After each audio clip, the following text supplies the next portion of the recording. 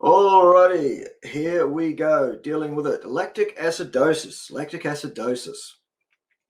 So there are commentators such as Darren Schmidt, who has a reasonably large following on the YouTube platform at least, whereby he's saying lactic acidosis is a mechanism and cause of diseases and all this kind of stuff. And so I wanted to go through and put the situation to rest if I can today. So here we go. Lactic acidosis, we say. Lactic acidosis. Okay. So what does that even mean? All right. So lactic in this case refers to the molecule, or the ion really, lactate. The chemical formula for which you can see there, it's C3H6O3, and it has a 1- electrochemical charge associated. Lactate will start to pool inside cell fluids when it is produced at any sort of a rate, and then according to a concentration gradient it will leak out of cells into the blood, and then once it's in the blood it will be taken up by other tissues and dealt with in other ways. But basically that's the situation. Lactate is formed when the ion pyruvate, which differs from lactate only in the number of H's present, as you can see, when pyruvate is reduced. Now, pyruvate is reduced in order to facilitate continued glycolysis. It alleviates the allosteric inhibition. What on earth is an allosteric inhibition? Okay, if you have an equilibrium reaction whereby you have products on the right, you have ingredients on the left, and that's a reaction that could proceed left to right or right to left, like most biological reactions are. In that case, if you poured a lot of ingredients in on the left, the weight of those ingredients would push them through that funnel, that equilibrium reaction, and pump out more and more product, no problem. Except then the product would start to build up, wouldn't it? And then its weight would start pushing back on the funnel, and it would stop ingredients from going through because the system's gummed. So what is it that produces pyruvate? Well, it's glycolysis. Anytime you use glucose for energy, you produce 2 pyruvate anions. Okay, so if we want to continue to split sugar for energy at a rapid rate, which we often need to do, then we better get rid of that pyruvate. So what happens is it becomes reduced to lactate. So the lactate then starts to build up in the cell, and it exits the cell and goes into the blood. Okay. One of the things that happens to lactate once it's entered the blood is that it's taken up by the liver as a gluconeogenic precursor. So that lowers the level of lactate in the blood back down, and it is used to rebuild sugar, which can then be recycled and used again and again. It's one of the reasons why it takes about 3 days for you to drain your body of carbohydrates and get yourself into ketosis, because it's recycled so well. It takes so long to get rid of it all out of your body. So there's just a little sidebar for you, just for your interest. Lactate can also be oxidized by cells back to pyruvate and then to acetyl coenzyme A, which is the first intermediary of the tricarboxylic acid TCA or Krebs cycle, if you like. So that's the other way we get rid of lactate, by using it up as fuel, because that's what it is. Excellent. Okay. Now, how does that all relate? That was just background. Lactic acidosis, we say. Well, okay, lactate carries a -1 electrochemical charge. Good.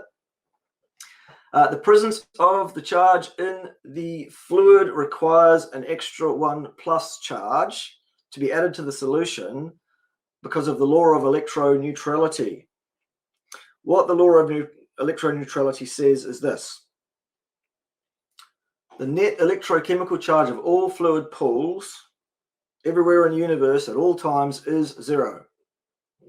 Because if it wasn't, there'd be a large electrical discharge throughout the fluid pool. Spontaneous combustion doesn't happen. Okay, fluid pools don't explode spontaneously. Aqueous fluid pools based on water, I mean. Yeah, okay, so anytime you add or remove charges from one side or the other of the ledger, positive and negative, in a fluid pool, an aqueous pool, the pool itself responds in such a way as to, again, immediately negate all charges so that we have 0 net electrochemical charge in the fluid pool. Okay, so we need to understand that. How does that work? It works basically by the water evolving an extra H+ that it otherwise wouldn't. If you put in a lactate anion, the water will respond by spitting an H+ out to balance that charge. That's in fact is what is happening. Okay. The actual mechanism that causes this change, the actual underpinning chemistry, if you want to go and look it up, is that the values, the effective values for all the different K values involved, the dissociation constants, they all change automatically, immediately. It's a conservation of energy issue. It's a cosmic truth. It's a law of physics. Nobody has to think about anything. Nobody has to push any buttons. It just happens. The fluid just adjusts so that its charge remains 0. Conservation of energy. Fine, no problem. Okay. So if you add lactate into the blood, well, let's go back a step. If you add lactate into the inside of a cell, the cell fluid will become more acidic because it will evolve an extra H+ to deal with that negative charge. Okay. Well, that's in theory. It's a bit more complex than that, and I'll get to it in a minute. If you remove a lactate, the reverse happens. That H+ that was there in the fluid now gets driven back into the water because it's no longer needed. Same law of physics, same conservation of energy rule. Okay, so if we reduce the lactate charge, we therefore reduce the acid challenge, and that's really Darren's argument, only it doesn't really work, and I'll get to it. The 2 exit routes really of lactate from the blood is either it's oxidized to pyruvate by a cell that's going to use it for energy, or it enters into the Cori cycle and undergoes gluconeogenesis to become glucose again. Okay?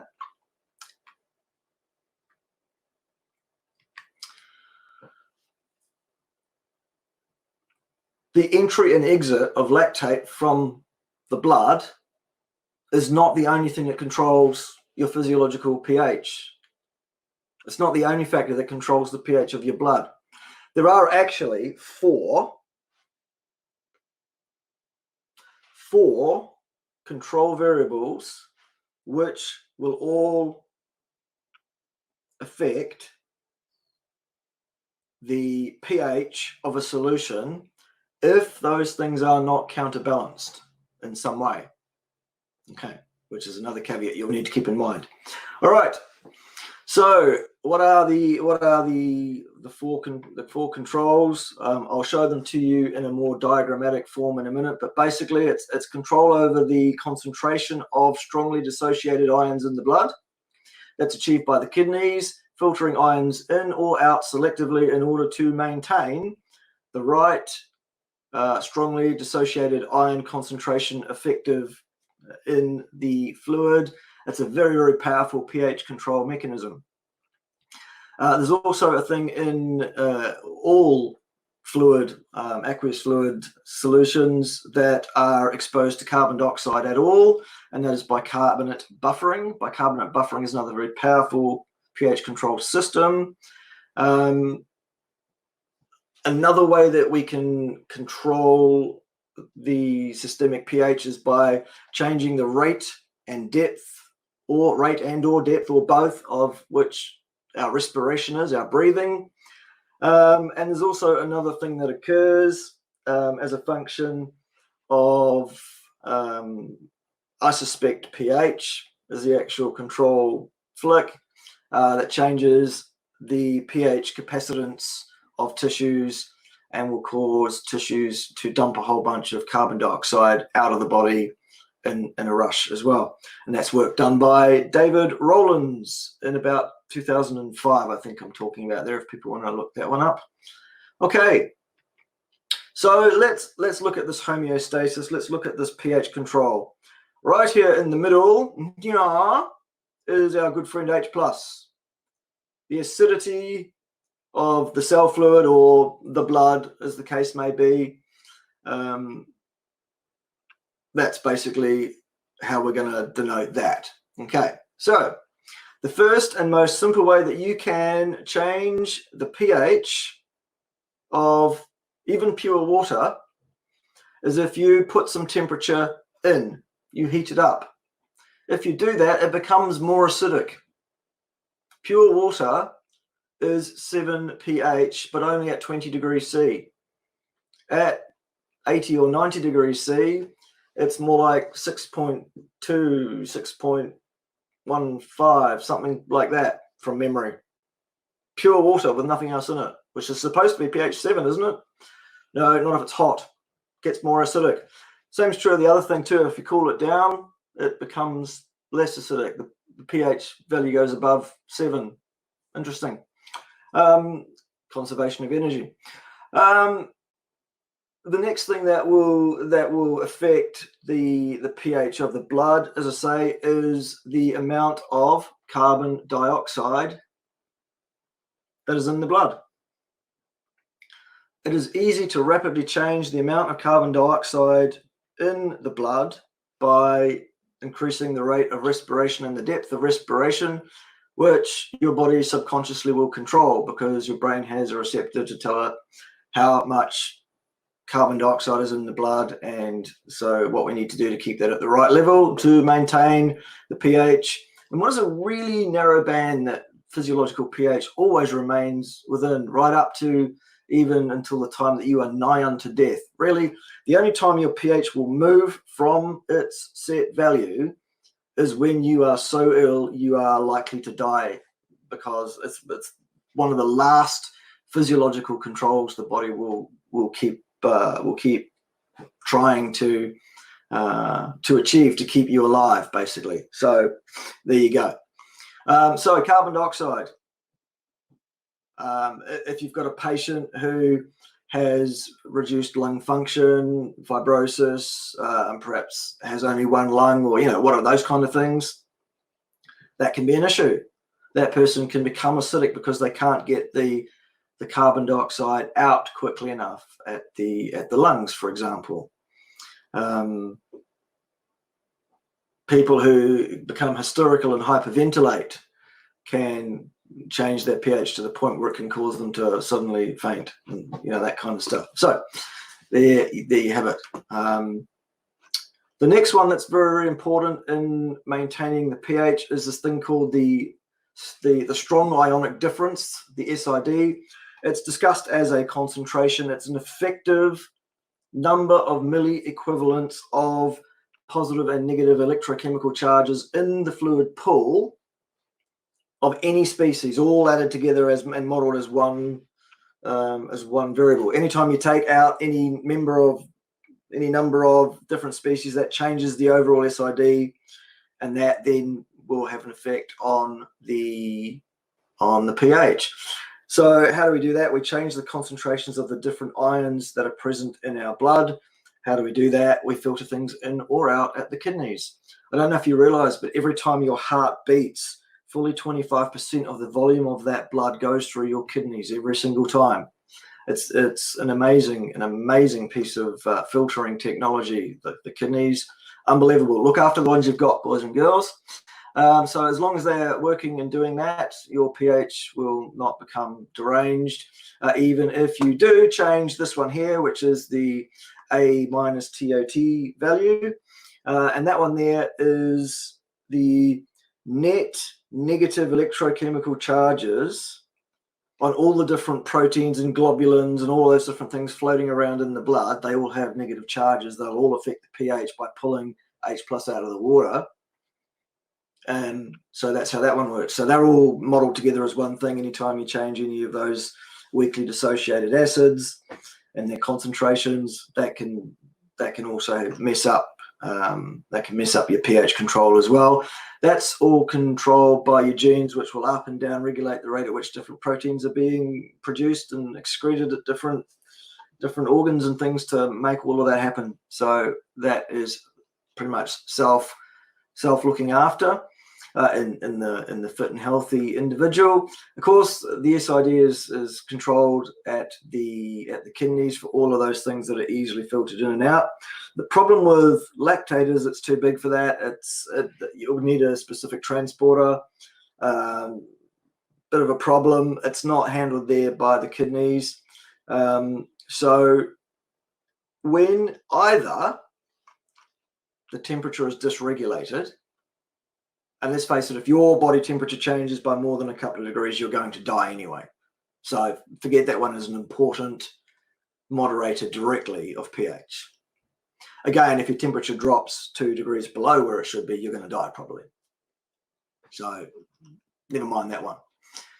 Carbon dioxide can be easily changed upwards and downwards in a fit and healthy individual at any time. However, if you've got someone that's got a problem with their respiration or their lungs or their lung function or any of those kind of things that would affect that, that can be something that will affect someone's pH. Okay. The problem with lactate causing acidity is only a problem if the filtering at the kidneys is not working against it sufficiently to change the SID value sufficiently to maintain your pH. So Darren, sorry, there you go. The cause of pH derangement in people who get an acidosis is either respiratory, the ability to undertake gas exchange. It's renal, the ability to filter ions in and out of the blood as per the normal biological function, or some dysfunction of protein regulation. It is not the production of lactate, which, by the way, Darren, happens every single time you split a glucose molecule for energy, pretty much. So with this whole idea, you're saying that acidity caused by lactate, which it's not, it's caused by a failure of other systems that are supposed to counteract that. The accumulation of lactate is normal. The movement of lactate around the body and the blood is normal. It being absorbed by other tissues and used for other things is normal. It's a shuttle for energy, and it's in no way problematic or causal to any disease process. It's just fundamentally ridiculous. I'm sorry, Darren Schmidt. Okay. What is the redox connection? There's another disease process that could be involved in those with acid problems, and that is that the reaction whereby you take a lactate and you then oxidize it to pyruvate so that you can then make that pyruvate into acetyl coenzyme A. That's achieved via NAD+. NAD+ is only high in the cell when the mitochondria function well. And so any mitochondrial dysfunction would also reduce the exit rate of lactate. And thus, if you've got that combined with one of those other problems, then you may have a chronic acidity regulation issue. To be fair, though, as I said, you don't develop chronic diseases because of very, very small, insignificant changes in basal pH. You die rapidly when the pH moves outside the acceptable physiological zone. It's a really precipitous thing. So the whole idea that it's going to cause, there's not even a meaningful change in the pH until you are nigh unto death. All of that stuff I was talking about on that slide back there, all of that stuff there, it makes very little difference to the actual value of the pH in a human being. It hardly ever moves.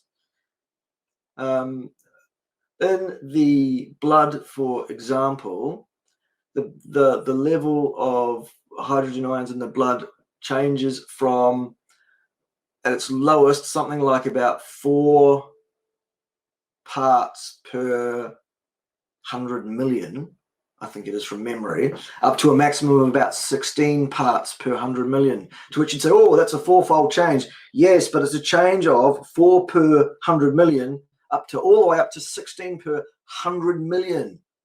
It's, oh my God. Come on, people.